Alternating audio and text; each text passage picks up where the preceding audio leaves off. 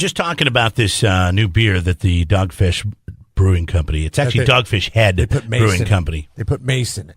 They use the same active ingredient in mace and pepper spray to spice up their coffee milk stout brewed with cinnamon. Now, you talked about a beer that you had with jalapeno in it once, but I mean, have you ever drank anything really old or cool or old? Unique? What do you mean old? Like, what's the oldest drink you've ever had? I'm not into wine, so aging a drink is not that important to me. So I had a 55 vintage Bordeaux. This is Yeah. What's the oldest drink you've ever had? Well, I've never had an old drink. Well, I had a 1955. Well, this is Big Time Jerry. No, I got one that'll beat that. A friend of mine, of course you do, brought in a 1942 Benedictine, which is a liqueur from World War II, like 1942. From World War II. 543-3693 if you think Jeremy is talking over your head right now. No, I'm not trying to talk over your head. I'm just saying, what is the coolest thing that you've ever drank? I get the coolest thing I've ever drank. What's the most unique thing you've ever drank? Unique? Well, unique was Samuel Adams made this kind of... it better not be that thing we drank at my house before I got married. It was. I'm surprised we don't get the craps. It was gross. The poops. It was really gross. It was some kind of beer that was... I think it went bad. It was like $150 a bottle. It was aged, blah, blah, blah, blah, blah. They sent it to us. You said, hey, this is how we're celebrating. We drank the beer, and everybody kind of went... And we're like, oh, that was good. Thank you, Jeremy. Well, it was both yours and mine. It wasn't just like it was mine, and we decided to save it for some occasion. Don't put the blame on me, man. And because we were giving it to us. I'm only human after all. Well, when we interviewed the guy from Sam Adams, what's his name again? Jim Cook. Yeah. And he was doing some kind of like sailboat thing, and he's like, well, I'm going to send you this thing I'm working on. And maybe it was probably 10 years old, wasn't it, when we drank it? No, it wasn't that old. It was probably like 3 or 4 years old. Oh, I thought it was older than that. Yeah. So that's it for you, huh? You've never had anything to drink more interesting than that? This is a 2009 Cab Signer Lavale. He doesn't make Cab, by the way. Oh, what was it that I drank then? Pinot? Is it a Pinot? Yeah, he makes Pinot. Yeah, that was a Pinot. Pinot and Syrah. It was a Pinot. We opened it up. I looked at it one day in my wine collection of 9, and I said, this looks good. It's a red wine. We're making pasta. But let's go with it. Don't you have a bottle of Dom Perignon? Yes, I do. And that is saved for when we move in and are settled into our house. Now, you were given this a long time ago. We were given it for our wedding. When we were married, somebody had a bottle of it laying around, and they decided, because it wasn't on our registry. So they had a bottle of it laying around, and they gave it to us. And we're like, oh, that's pretty cool, you know? See, there you go. You can talk about something cool that you have. I don't have a bottle of Dom Perignon laying around. Come over when we can move into the house. We'll chill it and we'll drink it, and then we'll open. Will you let me saber it? No. We'll open a bottle of Cook's and we'll do a taste test. Because I guarantee you. Why does everything have to be a taste test with you? Because I don't believe in the inflated values of alcohol. I just don't, okay? Just because you slap a year on it and make it a collector's item. It's like baseball cards. You're going to tell me a piece of cardboard is worth $250? No.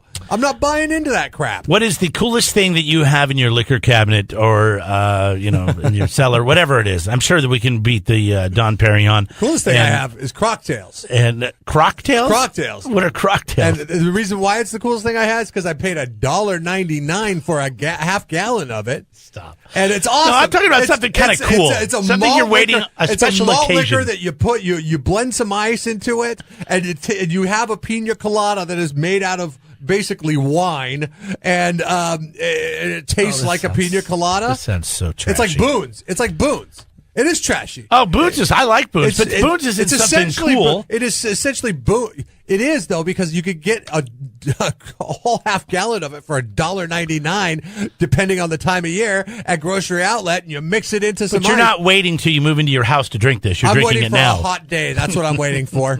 I'm talking about your special occasion booze. No, there's more hot days, and those are better special occasions. Like, I have a bottle of something that I'm waiting to open, and I have no idea when I'm going to open it. How much did it cost you? It didn't cost me anything. It was a gift. Okay, but how much is it? Is it the value of it? Probably like $300. Okay, $300. this is the problem that you run into with things that have perceived values. I say perceived values because there's no way you can ever preach to me that alcohol of any kind is worth $300 for a bottle. But anyways, that's where we sit. Yeah, but they sell $300 and more up. I know all the time. I know, but it's not just wine; it's whiskey. It's for suckers. It's for suckers because you could go and buy a bottle of whiskey for $20, a good bottle of whiskey for $20, and call it a day, and you don't feel bad drinking it. If you drink something that is $300, you feel terrible after you drink it. No, because you're because you don't have it anymore. Yeah, because you're like, oh man, you don't drink something like that and go, wow, that was an event. That was a time in my life that I'm not going to forget when I opened that bottle. I think, man, I just had a $60 drink. What a waste! I could have sold that to somebody. Well, if you pay $60 for one drink, I hope you're drinking. Well, I mean, I guess, yeah, if you went to a bar and they have a $300 bottle and you might have to pay $60 for one drink. If you break it down, a glass of wine, four glasses of wine in a bottle. Yeah. So if you have a $300 bottle of wine, divide that by 4, that is $75 a glass. $75 a glass for a bottle of wine. I mean, for a glass of wine. No, I'm not feeling good after drinking a $75 glass of wine. I am. I'm like, damn. Why? I'm a baller. Yeah, you're a baller. Big deal. I don't care. It was an hour or two, but it was fun. I feel good. But that's why you got to wait and you got to do it at the right moment. $3 Chuck, 75 cents a glass.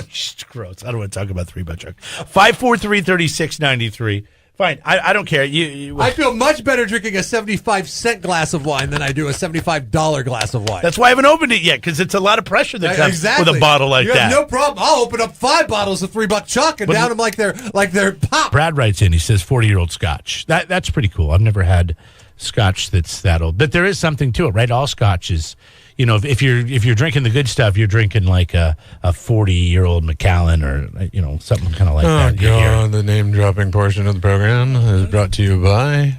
I just said I've never drank it. I'm just saying that's if you know anything. Just because you don't know anything about booze, and just because you're naive to it or you're ignorant to it, let me tell you about the 40-year doesn't mean Macallan. That we can't talk educate, and talk about. Let me tell you about the 90-day cocktail. The 90-day cocktail is best served. Stop talking about this cocktail. It's so stupid. No, it's not. It's amazing. Actually, it's so white trash. It is white trash. I love it. It is white trash, but I embrace my white trashness with the cocktail because it is an amazing. It sounds like a girl's drink. It is. Wholeheartedly, and it is the cheapest way to fake a pina colada. It's a wine that's flavored like a pina colada. It's bum wine essentially, but sold in a gallon, and you put it on ice and you put it in a blender, and bam! All of a sudden, you're transported to the Caribbean, my friend. Let's see here. Can the Macallan do that? I've never had a 40-year-old Macallan. Did I say that right? The Macallan? Yeah, you said it right. Now you know. It'll never make me feel like I'm in the Caribbean. I don't want to drink walk away going, God, I learned something from Jeremy today. I'm not. A nice Scotch is called a Macallan. You said the brand. You said you've never had it, so it could. Well, I haven't. I've read up about the Irish sewers. If anybody ever offers me a 40-year-old Macallan, I'd be like, yeah, let's do this. I don't care if it's 6:00 in the morning. I'm definitely going to not turn that. Where's down. the Macallan come from? I don't know. Why don't you Google it? So you don't even know enough about it to drop the name? Scotland, jackass, it's Scotch. Okay, I didn't know it was a Scotch. You didn't make that But clear. I don't know where the actual distillery is in Scotland. If you want an address, Google it. Scotland works for me because I'm never going to see it. Naomi wrote in. She says Pop's Port established 1976, and she sent a picture of it in, but it's wrapped in a paper towel that says Pop's Port on it. Oh, it's closet wine. Yeah, she said that's the label. That's good stuff. But she said it was. She said it's an honor to drink something from a family that they've had a barrel of for since 1976. Let's see. Here's a bottle. Wine, does old wine taste old?